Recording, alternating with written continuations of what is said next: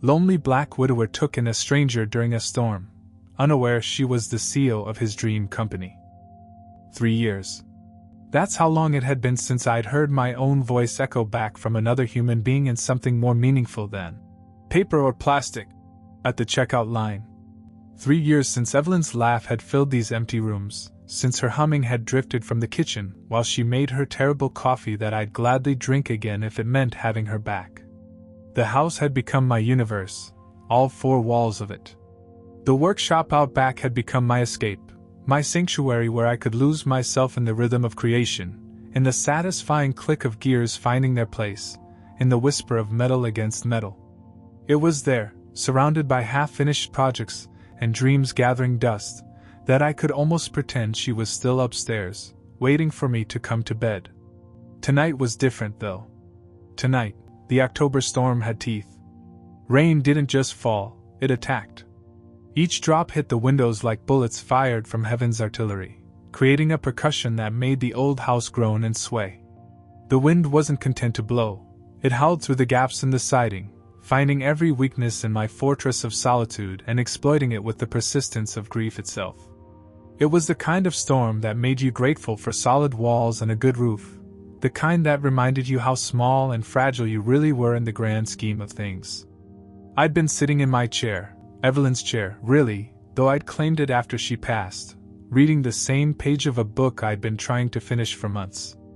The words kept swimming together, forming meaningless patterns that my mind refused to process. Outside, the storm raged like all the emotions I'd locked away, demanding attention I wasn't ready to give. The grandfather clock in the hallway chimed midnight, its brass voice cutting through the chaos outside. 12 deep, resonant notes that seemed to mark not just the hour, but the passage of another day survived, another day closer to what? I didn't know anymore. Time had become this abstract thing, meaningful only in its ability to put distance between me and the life I'd once known.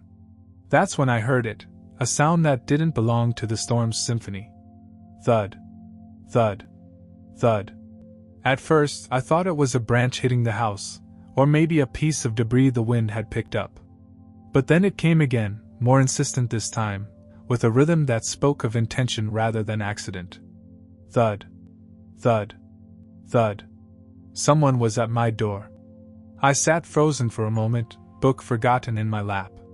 In 3 years, the only visitors I'd had were the mailman, the occasional delivery driver, and once, a confused GPS-following tourist looking for the highway. Nobody came to my door at midnight during a storm that could drown a horse. The pounding came again, more desperate now, and I realized whoever was out there wasn't going away. With a sigh that seemed to come from my boots, I marked my page, a habit Evelyn had drilled into me that I couldn't break even now, and made my way to the front door. The porch light had burned out weeks ago, and I hadn't bothered to replace it. Through the frosted glass panels beside the door, I could make out a dark silhouette, hunched against the weather. Lightning chose that moment to split the sky, illuminating the figure in stark detail for just an instant. A woman. Alone. Soaked to the bone. I flipped the deadbolt and opened the door, and the storm immediately tried to push its way inside, bringing with it a gust of rain that soaked my shirt in seconds. But it was the woman that made me step back in surprise. She was maybe 40, with dark hair plastered to her skull and mascara running in twin rivers down her cheeks. Her coat, what had probably started the evening as an expensive, tailored piece, now clung to her like a second skin, mud decorating her heels and splattered up her legs. But it was her eyes that caught me. Wide, frightened, but also determined. The eyes of someone who'd been through hell but wasn't ready to surrender. "Please," she gasped, her voice barely audible over the wind. "I'm sorry to bother you, but my car, the bridge." She gestured helplessly toward the road, though in the darkness and driving rain, nothing was visible beyond the reach of my porch. I didn't need the full explanation. Miller's Bridge, the only route to town, was notorious for flooding. Every few years, some unfortunate soul would get stranded when the creek decided to reclaim the road. Usually, they had the sense to turn around before getting in too deep. This woman hadn't been so lucky. "Come in," I said, stepping aside. It wasn't really a decision, more like an instinct left over from the man I'd been when Evelyn was alive, when hospitality had come naturally, when we'd keep the coffee pot on because you never knew who might need a warm cup and a friendly ear. She stumbled across the threshold, leaving puddles with each step. Up close, I could see she was shivering, not just from cold, but from shock, exhaustion, maybe fear. Her coat was indeed expensive, the kind of thing that cost more than I spent on groceries in a month. Her shoes, ruined as they were, had probably started life as designer pieces. This wasn't some local who'd gotten caught out in bad weather. This was someone from another world entirely. "Thank you," she whispered, wrapping her arms around herself. "I didn't know where else to go. Your light was the only one I could see for miles." I closed the door against the storm, and suddenly the house felt different. Smaller somehow, but also more alive than it had been in years. The silence I'd grown so comfortable with was replaced by the sound of her breathing, the drip of water from her clothes, the small sounds of another human being occupying space that had been mine alone for so long. "Let me get you a towel," I said, my voice rusty from disuse. "And maybe some dry clothes. You're about my wife's size." The words came out before I could stop them, and I felt that familiar stab of pain that came with speaking of Evelyn in present tense. She nodded gratefully, not seeming to notice my slip. "I'm Sarah," she offered. "Sarah Chin. I can't thank you enough for this." "Marcus," I replied, though I wondered why I'd bothered. After tonight, I'd probably never see her again. Just for the night, though. Roads should be clear in the morning. But even as I said it, looking at the way the storm continued to rage outside, I had a feeling morning was going to be a long time coming. And for the first time in 3 years, I wasn't sure if that was a good thing or a bad thing.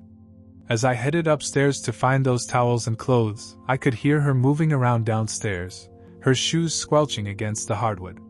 The house was waking up, stretching muscles it hadn't used in years. And somewhere in the back of my mind, a voice that sounded suspiciously like Evelyn's was whispering that some storms bring more than just rain. They bring change. By 2 a.m, the storm had claimed its first casualty, the power grid. The house plunged into darkness so complete it felt like being swallowed by the earth itself.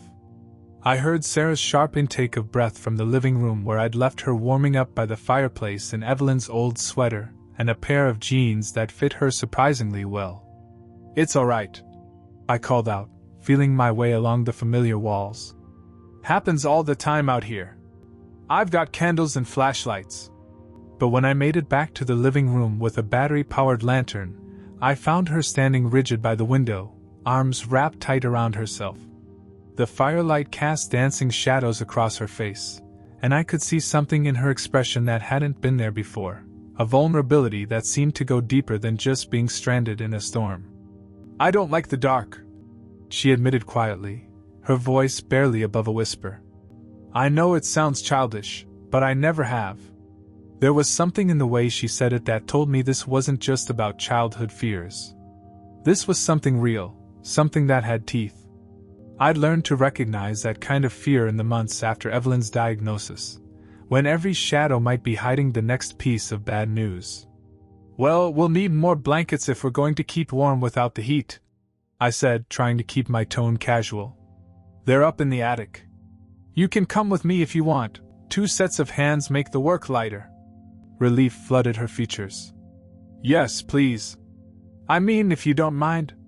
The attic stairs were narrow and steep, the kind that groaned under every footstep and made you wonder if they'd been built to last or just to get by.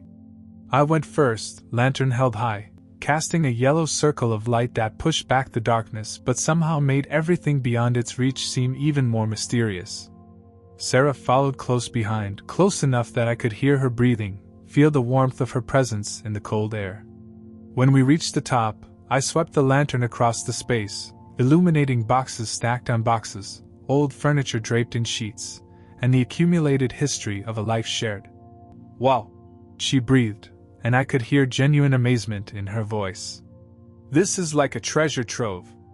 But it wasn't the antique rocking chair or the Christmas decorations that caught her attention. It was the far corner, where I'd stacked my life's work, boxes and boxes of blueprints, sketches, and half-finished prototypes that Evelyn and I had once planned to patent and sell. Our ticket to a different kind of life, one where I wouldn't have to fix other people's tractors to make ends meet. I should have steered her away. Should have grabbed the blankets and headed back downstairs before she could see too much. But something about the way her eyes widened, the way she moved toward those boxes like she was being pulled by gravity, it froze me in place. "Marcus," she said softly, her voice carrying an odd note I couldn't quite identify. "What is all this?" "Old projects," I said too quickly. "Nothing important."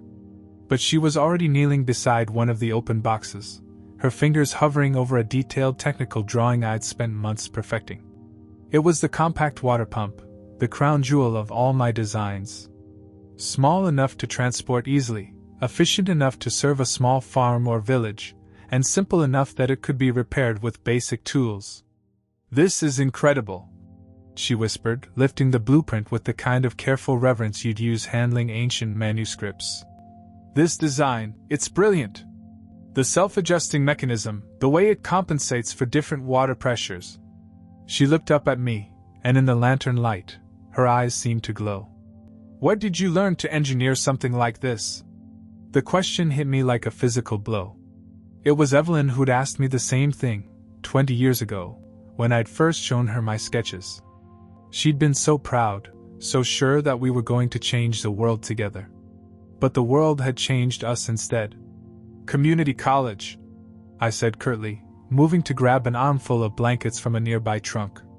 "Long time ago. Come on, we should get back downstairs." But Sarah didn't move. She was studying the blueprint like it contained the secrets of the universe, her finger tracing the lines I'd drawn and redrawn until they were perfect. There was something unsettling about her focus, the way she seemed to understand what she was looking at in a way that went beyond casual curiosity. "Have you ever considered patenting this?" she asked, still not looking up. "Or licensing the design? This could help so many people, especially in rural areas where water access is a problem." I snatched the blueprint from her hands, perhaps more roughly than necessary. "I said it's nothing important. Just old dreams that don't mean anything anymore." She flinched at my tone, and I immediately felt guilty. But there was something about the way she'd been studying my work, the technical questions she'd asked, that set off alarm bells I couldn't quite explain. Most people would have looked at those drawings and seen meaningless lines and numbers.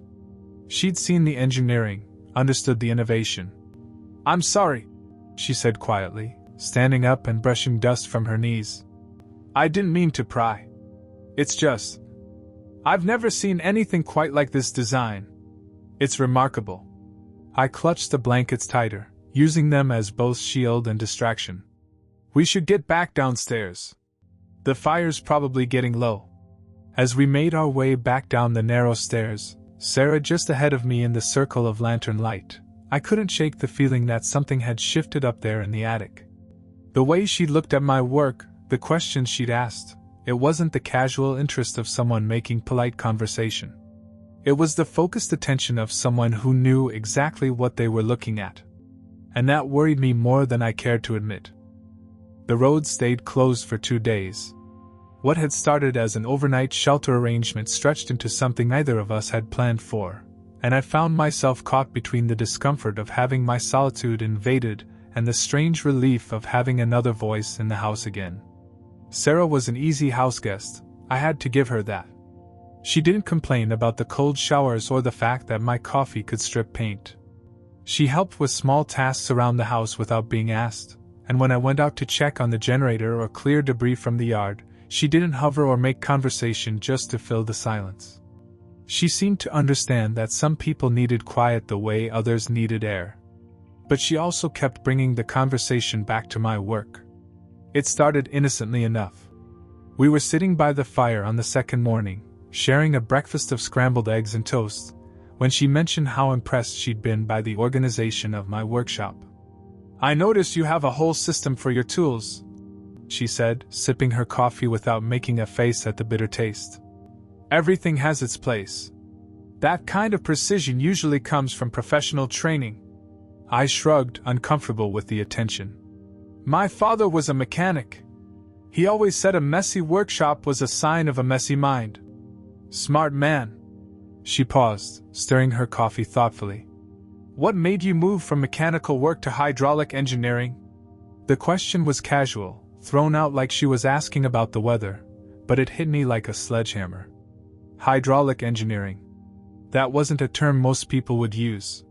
Hell, most people wouldn't even know there was a difference between a regular pump and what I'd designed.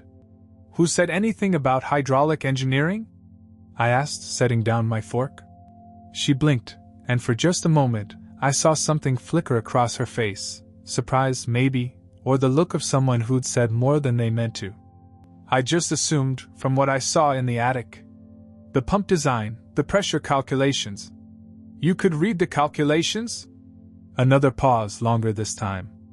I took some engineering courses in college. Never finished the degree, but I remember enough to recognize good work when I see it. It was a reasonable explanation. Believable, even. But something about the way she said it, the way her eyes didn't quite meet mine, made my skin crawl with suspicion.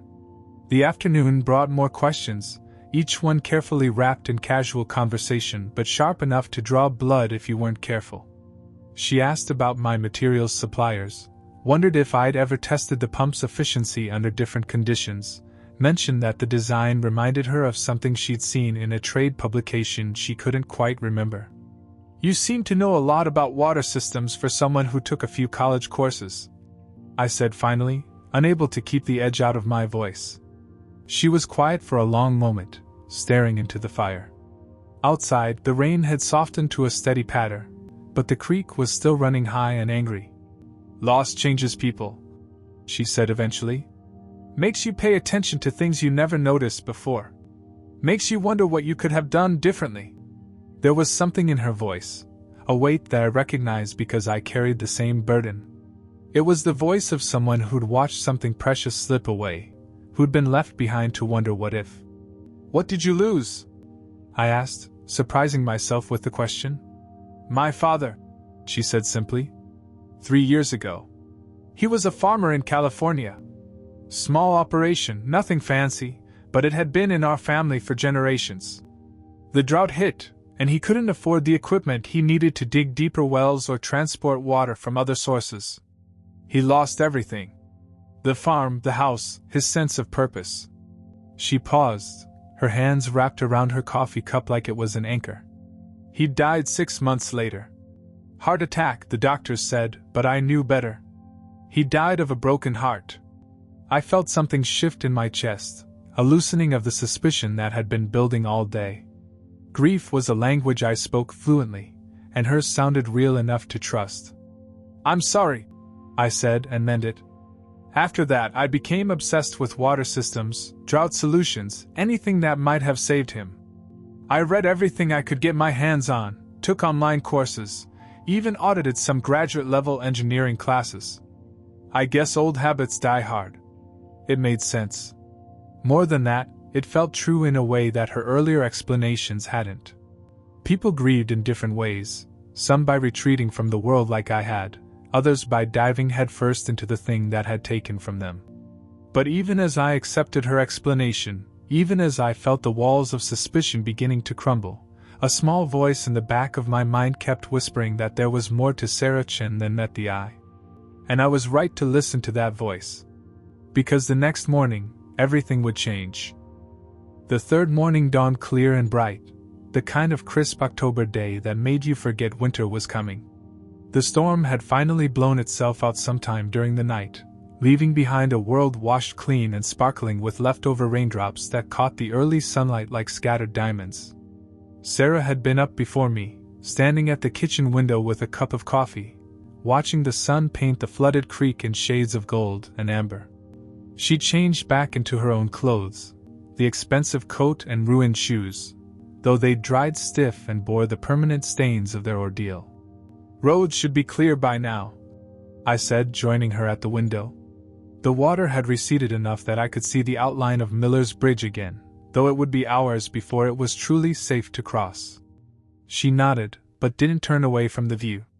It's beautiful here, she said softly. Peaceful. I can see why you stayed. There was something wistful in her voice, a longing that made me wonder what kind of life she was returning to. In the past 2 days, she talked about her father, about drought and loss, but never about herself in the present tense. No mention of a job, a family, a home waiting for her somewhere beyond the flooded bridge. I should head into town soon, she continued. Check on my car, see about getting it towed. Figure out how to get back to. She trailed off, as if she'd caught herself about to say too much. Back to where? I asked. San Francisco, she said after a moment. I was on my way to a conference in Richmond when the storm hit. Another piece of the puzzle, but it only made the picture more confusing. San Francisco to Richmond was a straight shot down I-95. What had brought her out to these back roads in the middle of nowhere? An hour later, she was ready to leave. I offered to drive her into town. Her shoes were still damp and wholly unsuitable for the 3-mile walk, but she insisted she could manage. Independence seemed important to her, and I respected that.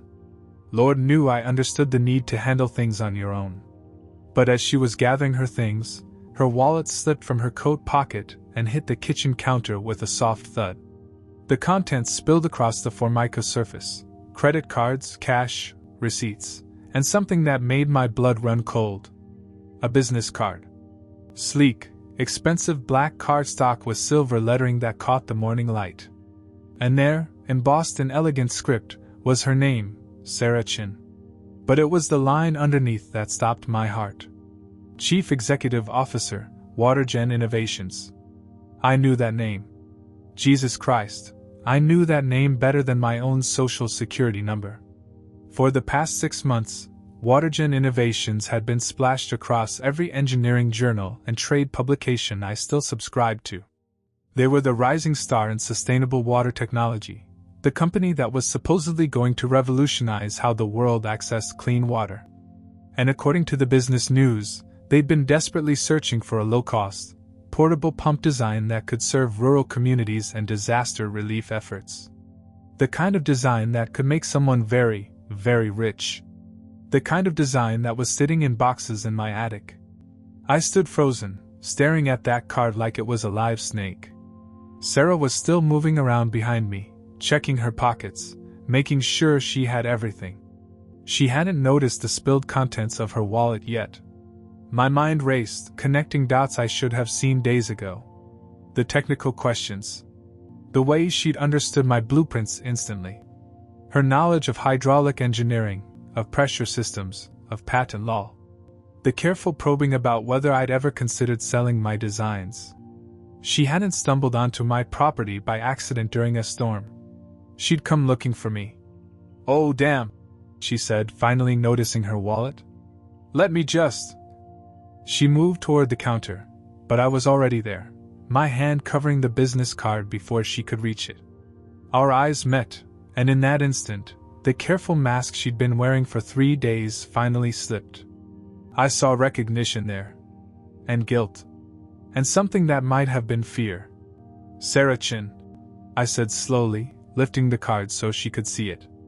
Chief Executive Officer. Her face went pale. For a moment, neither of us moved, neither of us spoke. The kitchen was so quiet I could hear the tick of the wall clock, the distant sound of water still rushing over the rocks in the creek. Marcus, she started, but I held up my hand. Watergen Innovations, I continued, my voice deadly calm.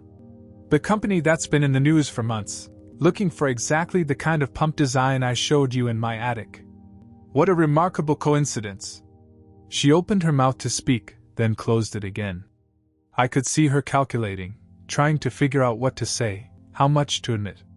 But the game was over now, and we both knew it. It's not what you think, she finally said. I laughed, but there was no humor in it. Really? Because what I think is that you've been lying to me since the moment you walked through my door. What I think is that you didn't get lost in a storm. You came here looking for me. Looking for my work. She didn't deny it. Couldn't deny it, with the evidence sitting right there between us. How long have you known? I asked. About me, about the pump design? She closed her eyes, and when she opened them again, All pretense was gone. 6 months, she whispered. We've been tracking patent applications, reaching out to independent inventors. Your name came up in our research. 6 months. While I'd been living in my cocoon of grief and isolation, she'd been hunting me like prey. The woman who'd shared my fire, worn my wife's clothes, listened to my stories about loss and loneliness. She'd been playing a role the entire time. And I'd fallen for it completely. The storm hadn't brought a stranger to my door. It had brought a predator. She didn't come back that evening. Part of me thought she wouldn't, that she'd cut her losses, head back to San Francisco, and find some other inventor to manipulate. But as the sun was setting, painting the sky in shades of orange and pink that Evelyn would have called God's watercolors, I heard the crunch of gravel in my driveway. I was sitting on the front porch, a beer growing warm in my hand, waiting. I had known she'd return. People like Sarah Chin, people who built empires and commanded boardrooms, they didn't walk away from opportunities.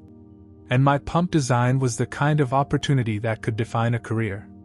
She looked different in the dying light. Still polished, still professional, but there was a weariness around her eyes that hadn't been there before. The mask was gone, and what remained was someone who looked as tired as I felt. I came to explain, she said, stopping at the bottom of the porch steps. Don't. The word came out harder than I'd intended, sharp enough to make her flinch. Don't you dare stand there and try to explain this away. But she climbed the steps anyway, uninvited, and settled into the chair beside me, Evelyn's chair, the one she'd sat in for the past 3 mornings while we'd shared coffee and what I'd thought were honest conversations. I know you're angry, she began. Angry? I laughed, and the sound was bitter as black coffee. Angry doesn't begin to cover it, lady. I'm furious. I'm disgusted. I stopped, searching for words big enough to hold the betrayal burning in my chest. You sat in my house. You wore my deceased wife's clothes. You listened to me talk about grief and loss and loneliness, and the whole time you were sizing me up like a mark in some con game. She was quiet for a long moment, staring out at the creek that had brought her to my door. You're right, she said finally. About all of it. I did come here looking for you. I did lie about the storm, about getting lost. I planned the whole thing. Hearing her admit it somehow made it worse. Why? I asked. Why the elaborate charade? Why not just knock on my door and make an offer like a normal person? She turned to look at me then, and I was surprised to see tears in her eyes. Because I knew you'd say no. I researched you, Marcus. I know about Evelyn, about how you've lived since she died. I know you don't trust corporations, don't trust people who try to commercialize innovations that could help people.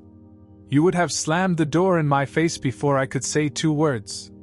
So you decided to manipulate me instead. I decided to get to know you first. To understand who you were, what mattered to you. And yes, to figure out how to approach you in a way that wouldn't send you running. She wiped her eyes with the back of her hand, smearing her makeup. But something happened that I didn't plan for. Oh, this should be good. I started to care about you. About your story, your loss, the way you've been carrying all this grief alone. The way you light up when you talk about your designs, even though you try to hide it. The way you still set 2 coffee cups out in the morning before you remember she's not coming back. The observation hit like a physical blow. I hadn't realized I was still doing that, but she was right. Every morning for 3 years, muscle memory stronger than grief. That doesn't make what you did okay, I said, but some of the fire had gone out of my voice. No, it doesn't. But it makes it real, Marcus. What I feel for you, the respect I have for your work, that's not part of some corporate strategy. That's just me, Sarah, not the CEO, not the businesswoman. Just someone who recognizes brilliance when she sees it. And someone who wants to profit from it. She was quiet for a long moment.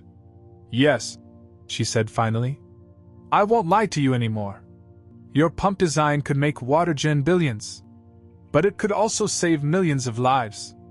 Rural communities, disaster zones, refugee camps, Places where people die every day because they don't have access to clean water. Your invention could change that. My invention, I repeated. Mine and Evelyn's. We designed it together, dreamed about it together. It was going to be our legacy. Then let it be, she said, leaning forward in her chair. Let it be the legacy you built together. But don't let it die in your attic because you're afraid of trusting someone again. I took a long pull from my beer, tasting the bitterness on my tongue. And what do you get out of it? What's in it for the great Sarah Chin? Partnership, she said simply. Not acquisition, not a buyout. Partnership. Your name on the patent, your terms for production, your approval on how it gets distributed. And if you want... She paused, her voice growing soft. If you want, we name it after her. The Evelyn Marcus Water Purification System. Let her be remembered for the lives she helped save. The words hung in the air between us like a challenge. I thought about Evelyn, about the nights we'd spent bent over those blueprints, dreaming of a future where our work would matter. She'd always been the one with vision, the one who believed our little inventions could change the world. I need time to think, I said finally. She nodded and stood to leave. I'm staying at the inn in town tonight. Tomorrow I fly back to San Francisco. But Marcus? She paused at the top of the steps. I meant what I said about caring. About all of it. Whatever you decide, that part was real. As her footsteps faded into the darkness, I sat alone on the porch with my thoughts and the memory of my wife's voice, still whispering that some storms bring more than just rain. They bring choices. And some choices, once made, can never be undone. I didn't sleep that night. Couldn't. Instead, I found myself climbing those narrow attic stairs for what might be the last time, carrying the weight of a decision that felt too big for one man's shoulders. The boxes sat exactly where I'd left them, patient as tombstones in the pale moonlight filtering through the single window. I pulled out the blueprints one by one, spreading them across the dusty floor like pieces of a puzzle that had taken 20 years to solve. Every line, every calculation, every innovation, they were all there, waiting.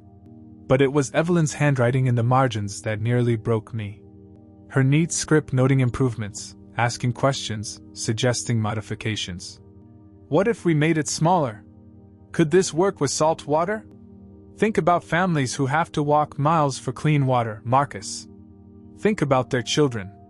She'd always been the dreamer, the one who saw beyond the mechanics to the human hearts beating on the other side of our inventions. While I focused on making things work, she focused on making them matter.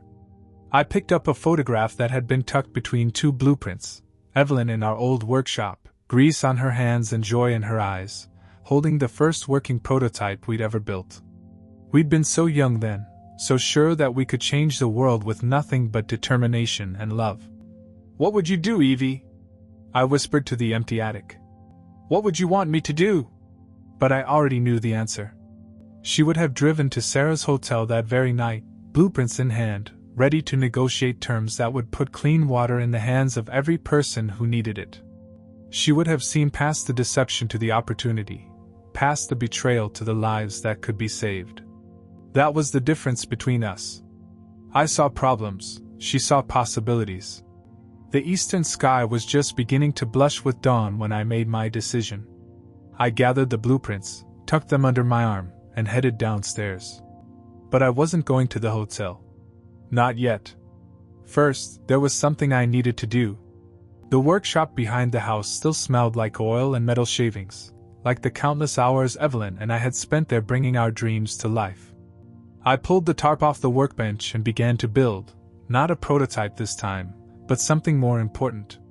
A sign.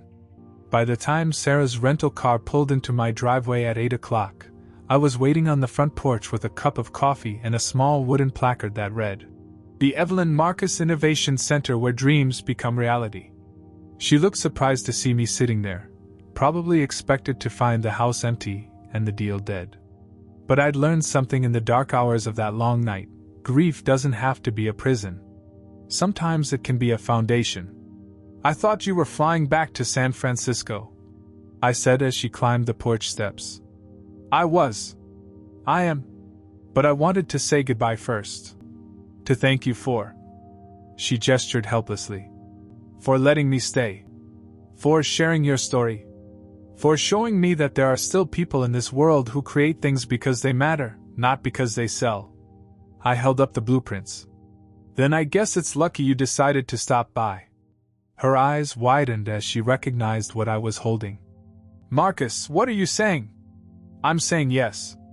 But on my terms. I stood up, suddenly feeling more alive than I had in 3 years. Partnership, like you said. My name, Evelyn's name, our terms. But I want more than just a patent deal. I want to be involved. I want to help decide where these pumps go, who gets them first, how they're distributed. You want to come to San Francisco? I laughed, surprising myself. Hell no. I want you to come here. Some of your team, anyway. We'll turn the old barn into a proper facility, hire local people, create jobs in a community that needs them. If we're going to change the world, we might as well do it from a place where change is needed most. She stared at me for a long moment, and I could practically see the CEO in her calculating costs and logistics, weighing risks and benefits. But then she smiled, not the polished professional smile I'd seen before, but something real and warm and hopeful. The Evelyn Marcus Innovation Center, she said, reading the sign. I like it. Good. Because that's non-negotiable. Everything we build here, everything we create, it carries her name. She believed in helping people, and I won't have that forgotten. Sarah nodded, tears threatening at the corners of her eyes. She'd be proud of you, Marcus. For choosing to trust again. For choosing to hope. I looked out at the creek where the storm had first brought her to my door, now running clear and calm in the morning light. Maybe, I said. But I think she'd be prouder that her work is finally going to matter. That her dreams are going to help save lives. The storm had passed, but the weather it had brought with it, the change, the possibility, the chance for something new, that was just beginning. And for the first time in 3 years, I was ready for whatever came next.